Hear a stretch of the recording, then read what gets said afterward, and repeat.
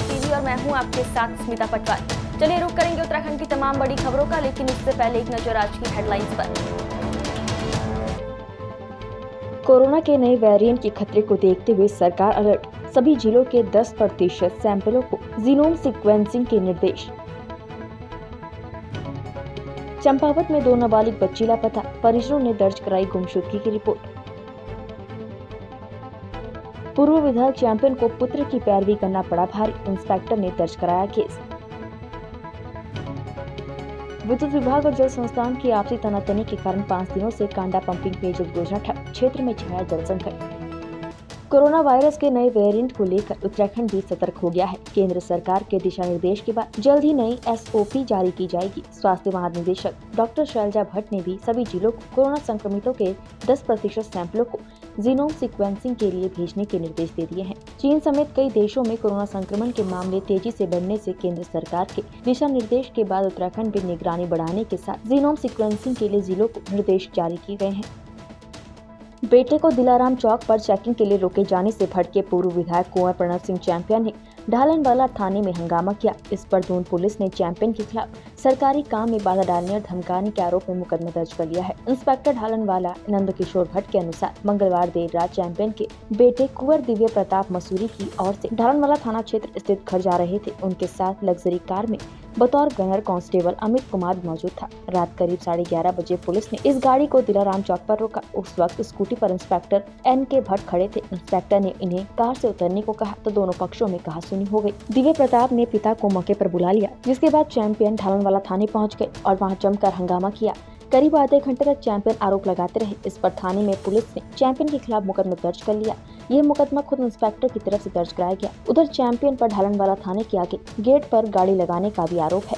वहीं SSP दलीप सिंह कुंवर ने कहा कि पुलिस से जो भी गलत हरकत करेगा उसे काम करने से रोकेगा। पुलिस उस पर कार्रवाई करेगी, इसमें चाहे कोई भी हो। ये एक टेस्ट कराना था अपना। आपके इंस्पेक्टर साहब ने बदतमीजी करी। हम कोतवाली में आए थे उनसे बात करने और उनसे गलती का हिसाब लेने के लिए और SSP साहब के यहाँ ले चलने के लिए। कल को ये ना हो कि इंस्पेक्टर बहाना बना दे कि विधायक जी ने शराब पी रखी थी और शराब नापने वाला जरा मीटर ले आओ, मुझे अपनी चेक करानी, मैंने पी नहीं रखी। जाओ ले आओ दरोगा जी, लाइए प्लीज, थाने में होता लाइए। SSP साहब को बताना है मुझे that I am not drunk, I have to tell this please, I want to get exonerated. कल को इंस्पेक्टर कहने लगेंगे कि साहब ये तो शराब पी के आए थे, जबकि शराब इंस्पेक्टर ने अपने आप ही रखी है। आपके लिए कौन कह रहा था? नहीं, मैं कह रहा हूँ ना इंस्पेक्टर ने पी रखी है। आपको नहीं कह रहा ना सर, कोई नहीं। अरे तो मैं हो तो जाएगा ना कि मैंने पी नहीं रखी, एक प्रूफ हो जाएगा ना वो। आप सुन के देख लो। ऐसा ना पेट पे हाथ मारते हैं, ऐसे पेट पे हाथ मार के हवा निकलती, देख लो सुन के मैंने पी रखी है क्या, एक सबूत तो हो जाएगा ना। आपके पास मशीन तो होती है ना, वो अल्कोहल मीटर क्या बोलते हैं उसको, एल्कोमीटर। ध्यान नहीं रखते आप? फिर कहाँ रखते हैं? नेहरू कॉलोनी पुलिस स्टेशन में तो थी। मैंने बोला था उन्हें, एक बार इंसिडेंट हुआ था मेरा पास में, मेरा एकदम लिया था उन्होंने, लाए थे और 0 ही निकला था। मेरे आज भी वीडियो उस चीज़ का, क्योंकि ये सामने वाला बंदा बोल रहा था विधायक का बेटा है, इसको पुलिस बचा रही है। मैंने ऐसा नहीं है, फूक मरवाओ, और मैं पीता नहीं, मेरा ब्लड टेस्ट करा लें, कुछ करा लें, निकल नहीं सकती। You must be having it, every police station has got it, it is very small entity. आपके यहाँ भी तो होगा। खानपुर विधायक उमेश कुमार ने कहा कि लंडोरा से गाधारोना होकर नारसन जाने वाले मार्ग पर जल्दी सड़क बिछाने का कार्य शुरू हो जाएगा। सड़क का निर्माण मार्च तक पूरा कर लिया जाएगा। बुक्कनपुर गांव में हाल ही में बनाई गई सड़क का विधायक उमेश कुमार ने फीता काट कर उद्घाटन किया। इस दौरान विधायक उमेश कुमार ने बताया कि लंडोरा से गाधारोना, बुक्कनपुर, मुंडलाना से होते हुए नारसन जाने वाला मार्ग काफी खस्ता हालत में है, जिसके चलते यहाँ से गुजरने वाले लोगों को भारी परेशानी का सामना करना पड़ता है। ये एक सड़क निर्माण कार्य के लिए दी थी, वो सड़क का निर्माण कार्य पूरा हो गया था बुक्कनपुर में, तो उसका उद्घाटन था, आज उसका उद्घाटन कर दिया है। 18 किलोमीटर की सड़क, जी हाँ, 18 किलोमीटर की भी सड़क स्वीकृत हुई है, वो मार्च तक पूरी हो जाएगी। जो यहाँ से अपना लंडोरा से लेकर और गाधारोना, बुक्कनपुर होते हुए नारसन तक जाएगी। देहरादून के रायपुर थानोर मार्ग पर बना धनेड़ी पुल टूट गया है। धनेड़ी पुल की अप्रोच रोड टूटने से पुलिस प्रशासन ने दोनों ओर ट्रैफिक रोक दिया है। साथ ही पुल के टूटने से देहरादून रायपुर एयरपोर्ट का मार्ग बाधित हो गया है। आपको बता दें कि धनेड़ी पुल का लोकार्पण पूर्व मुख्यमंत्री त्रिवेंद्र सिंह रावत ने किया था। वहीं कांग्रेस प्रदेश अध्यक्ष करण मेहरा भी घटना स्थल पर पहुँचे। भोपाल पानी और बड़ासी को जोड़ने वाला यह पुल धनियाड़ी पुल है, ये जो वर्ष 2018 में तैयार हुआ था, लेकिन जब से ये पुल बना है तब से ही इसकी गुणवत्ता को लेकर सवाल उठते रहे हैं। 2018 में जब ये पुल का उद्घाटन हुआ था उसके बाद भी अप्रोच रोड में दरार आई थी। उसके बाद मुख्यमंत्री त्रिवेंद्र सिंह रावत जी से थे उस समय, उन्होंने कार्रवाई की थी, कई अधिकारियों को सस्पेंड किया था। आज फिर एक बार ये देखिए, पीछे मेरे सड़क देख सकते हैं आप, अप्रोच रोड जो है वो धंस गई है। कुछ दिन पहले इसमें दरार आई थी, आज ये पूरा नीचे आ गया है मलबा इसका, सड़क की मिट्टी गिर गई है। तो अब अधिकारियों की टीम मौके पर है और उनकी कोशिश है कि पुल की जो व्यवस्था उसको बनाई जाए। फिलहाल एक नोटिस बोर्ड लगा दिया गया है थानों में कि इस रूट पर आवागमन कम करें, क्योंकि पुल फिलहाल ये बंद कर दिया गया है। इस पूरी रोड में जितने पुल बने हैं, इवन देहरादून से लगे हुए जितने क्षेत्र में हैं, पिछले ये 4-5 सालों में काम हुआ है, सब जगह ये हाल है। इसके लिए तो हमारे आदरणीय अध्यक्ष जी बहुगुणा जी ने कल यात्रा भी निकाली थी, पद यात्रा। यहाँ के जो हमारे प्रत्याशी रहे हैं गिन्नी भाई, हमारे जो जिला अध्यक्ष हैं बहुगुणा, अश्विनी बहुगुणा जी, इन लोगों ने कल पदयात्रा भी रखी थी। इन पुलों के जो कमजोरी है या जो इनमें भ्रष्टाचार है उसको लेकर कल निकाली थी, और दुर्भाग्य से आज ही ये गिर भी गया। 2-3 बच्चे बचे हैं, स्कूल के बच्चे आ रहे थे, वो बच गए। एक गाड़ी वाला बचा है जो अभी मिला कि साहब मेरे पहुँचते ही गिर गया, बच गए। बिजली की लाइनों का आप हाल देख लीजिए। इसके अलावा लच्छी वाला है, मियाँ वाला है, इनके जितने जो फ्लाईओवर्स बने उनमें कहीं नीचे से गार्डर्स लगा के उनको रोका गया है, वो किया गया है। बड़े पैमाने पर भ्रष्टाचार हुआ है। और जैसा यहाँ के स्थानीय लोग बता रहे हैं कि इनकी जब पहले पूर्व में जांच की मांग की गई थी तो उनको ब्लैक लिस्टेड किया गया, बाद में जांच करके उनको क्लीन चिट दे दी गई। ठेकेदारों का जो अर्नेस्ट मनी जो रुकी हुई थी वो भी क्लियर कर दी गई, और आज आपके सामने ये है। इससे पहले सौंग नदी वाला जो पुल है वो वहाँ, उसमें हमारे आदरणीय अध्यक्ष जी ने, बहुगुणा जी ने और कई और साथियों ने हमारे चिट्ठी भी लिखी थी कि 20-25 लाख रुपए इसमें लगेगा, इसको ठीक कर दिया, इसमें दरारें आ गई हैं, नहीं किया गया। और अभी प्रशासन ने जब वो पुल बह गया, उसकी एक अप्रोच पूरी बह गई थी, तो आपने देखा होगा 3 करोड़ रुपया उसमें खर्च करना पड़ा। जो काम 25 या 30 लाख में हो सकता था उसमें 3 करोड़ रुपया खर्च हुआ। जो हमारे अधिकारी हैं, सचिव महोदय हैं या पीडब्ल्यूडी मिनिस्टर हैं, इन लोग को हो क्या गया, कहाँ है, कहाँ सोए हुए हैं, और क्यों ये कच्चे काम हुए, किसकी देखरेख में हुए। उद्घाटन लगातार बीजेपी की सरकार उद्घाटन कर रही थी, सारे गैर जिम्मेदाराना तरीके से काम है। अगर इसी को आप देख लीजिए, अगर एक गिरा है और उस समय बच्चे आ रहे थे, अगर ये उनके ऊपर गिरता कि वो बच्चे बढ़ते, कहीं सरिये का नामो निशान नहीं है। आप देख लीजिए, पूरी ऐसी लटकी भी वो दिख रही है, सरिया इसमें प्रॉपर नहीं लगा है, किसने डिज़ाइन किया। तो इसकी पूरी जांच होनी चाहिए, और जिन लोगों ने इसमें घूसखोरी की है उनके खिलाफ भी कार्रवाई होनी चाहिए, ठेकेदार के खिलाफ कार्रवाई होनी चाहिए, जिन मंत्री और अधिकारियों ने इसमें पैसा खाया उनके खिलाफ कार्रवाई होनी चाहिए, और इसकी जिम्मेदारी जो इसमें जहाँ 20 लाख में ठीक होना चाहिए था वहाँ 3-3, 4-4 करोड़ रुपए जो अब खर्च हो रहे हैं, उसकी जिम्मेदारी फिक्स होनी चाहिए इन सचिव से लेकर इनके सारे अधिकारियों पर। क्या मजाक बना रखा है, जान माल की कोई कीमत ही नहीं किसी की। सरकार का पैसा भी खत्म हो रहा है, देश को नुकसान भी पहुंच रहा है, और इनको मजे आ रहे। पीडब्ल्यूडी मिनिस्टर अभी तक सोए हैं, उनको मेरे ख्याल से जानकारी भी है या नहीं, सचिव को यहाँ आ जाना चाहिए था कि था, उनकी जानकारी नहीं। ये स्थिति इस प्रदेश की हो गई। जनपद पौड़ी गढ़वाल के जयरीखाल ब्लॉक के 15 गांव को पेयजल आपूर्ति करने वाली कांडा पंपिंग पेयजल योजना विगत 5 दिनों से विद्युत विभाग और जल संस्थान की आपसी तनातनी के कारण बंद पड़ी है, जिसके कारण क्षेत्र में जल संकट गहरा गया है। ग्राम सभा प्रधान सुरेश चंद्र ने बताया कि विगत 5 दिन पहले कांडा पंपिंग पेयजल योजना का विद्युत सप्लाई मीटर टूटने के कारण पेयजल योजना बंद पड़ी हुई है, जिसके कारण लगभग 15 गाँव में जल संकट गहरा गया है। उनके द्वारा इसकी शिकायत विद्युत विभाग और जल संस्थान दोनों के अधिकारियों को रोज दी जा रही है, लेकिन अब तक कोई भी कार्यवाही नजर नहीं आ रही है। मैं ग्राम प्रधान कांडा मल्ला, विकास खंड जयरीखाल, जनपद पौड़ी गढ़वाल। हमारे यहाँ विगत 4 दिनों से पेयजल की भारी किल्लत हो रखी है।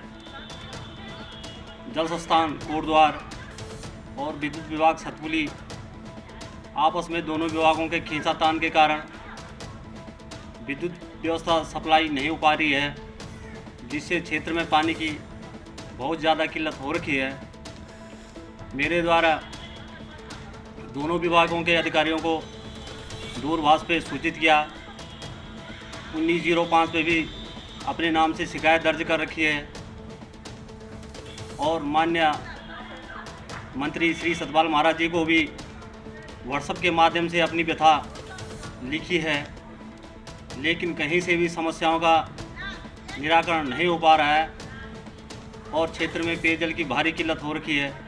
जनपद चंपावत के लोहाघाट क्षेत्र के ट्रेंजरी और कली गांव की रहने वाली 2 नाबालिग बालिका अचानक से लापता हो गई। 2 नाबालिग बच्चे के अचानक लापता होने से क्षेत्र में काफी अफरा तफरी का माहौल हो गया।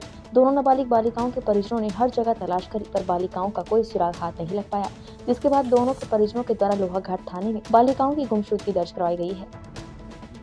लोहाघाट क्षेत्र से 2 नाबालिग लड़कियों के गुम होने के संबंध में हमें तहरीर प्राप्त हुई है, और तत्काल हमने इसमें मुकदमा दर्ज कर लिया है, इनकी दूसरी दर्ज करी है और जांच शुरू करते हुए जो कस्बे क्षेत्र के सारे हम लोग सीटी फुटेज देख रहे हैं और हमारे सर्विलांस में भी मोबाइल नंबर लगाए गए हैं और जल्द ही हम इनकी ढूंढ-खोज कर मुन्नी की रेती के तपोवन नीम बीच साई घाट पर नहाने गया होटल कर्मचारी गंगा में डूब गया। एसडीआरएफ प्रभारी कावेंद्र सजवाण ने बताया कि सूचना मिली थी कि गंगा में नहाते समय एक व्यक्ति डूब गया है, जिसकी तलाश के लिए एसडीआरएफ टीम ने गंगा में सर्च अभियान चलाया, लेकिन डूबे युवक का कुछ पता नहीं चल पाया। वहीं गंगा में डूबने वाले युवक की पहचान सुनील सैनी मेरठ के रूप में हुई है।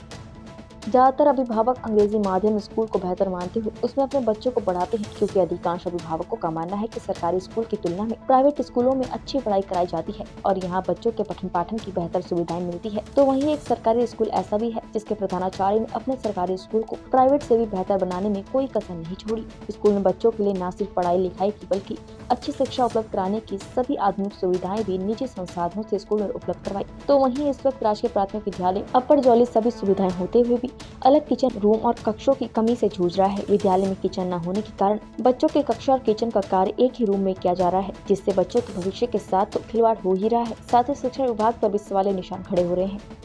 ये राजकीय प्राथमिक विद्यालय अपर जौली है और 2021 जनवरी में मैंने यहाँ पे ज्वाइन किया। उस वक्त खंडर हुआ करता था पूरा ना, तो हमने बरामदा इसका कवर किया। एक्स्ट्रा स्पेस की भी जरूरत है। किचन इस विद्यालय में नहीं है शुरू से। क्या कारण रहा, बीच में स्कूल बंद भी था, तो मेरे ख्याल से उस टाइम पे जो पैसा भी आया होगा तो वापस भी हो गया। लेकिन 2-2.5 साल से मैं लगातार पत्राचार कर रहा हूँ। तो क्या होता है कि ब्लॉक में दिया लेटर, तो उन्होंने आगे लिख दिया कि भाई इस विद्यालय में ये कमी है और ये पूरी की जाए। जिले से उन्होंने प्रदेश में लिख दिया, प्रदेश से भी अब मैं फ़ोन कर रहा हूँ, कई चीज़ें होती है, 2-3 बार प्रस्ताव दे दिए और उसके बाद ये होता है कि भाई जिला योजना से बनाया जाए। मेरी कल 3-4 दिन पहले निदेशक महोदय से बात हुई, एमडीएम देखते हैं बीसीसी, तो उन्होंने कहा कि हमने निर्देश दिए थे जिले को कि ये जिला योजना से बना दीजिए जाए। तो उसके बाद मैंने जिले में संपर्क किया तो उन्होंने कहा कि जिला योजना कौन देखता होगा, ब्लॉक में आप पता कीजिए।